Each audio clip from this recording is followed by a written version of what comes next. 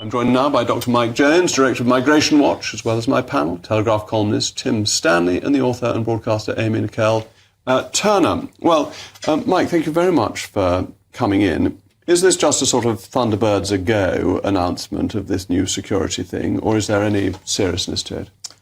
I don't think there's any seriousness to it. It's already been tried and tested. Essentially, the Labour Party wants to create a central unit, this, Border Security Command. But a central unit was already created under the Conservative Party. It was known as the CCTC. And essentially, it did what the Labour manifesto promised. So it provided this joined-up approach. It brought various organisations and groups together. It provided, real-time information and, sort of avenue to the cabinet itself. But did it make any difference to the numbers? No, it didn't. I mean, the fact of the matter is you cannot smash the gangs.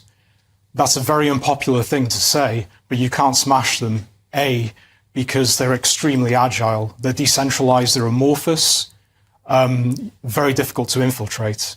The second is that those that are prosecuted under, sort of anti-trafficking laws are the illegal migrants themselves. They've often been co-opted to, man the boats and so on. So they're very difficult to smash. It's equivalent to whack-a-mole. If you could smash the gangs, we'd have smashed drug dealing years ago, wouldn't we? Yeah. It's just an unrealistic, pious hope. And it seems that the Labour Party is just promising to do things that the Tories tried that have failed. Why should they work just because they're done by a different government?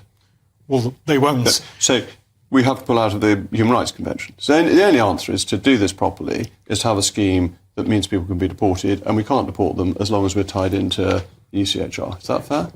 Yeah, I mean, the ECHR is embedded into domestic law through the Human Rights Act, so you'd have to amend or abolish the Human Rights Act. Which Labour loves, so they're not going to do that. Precisely.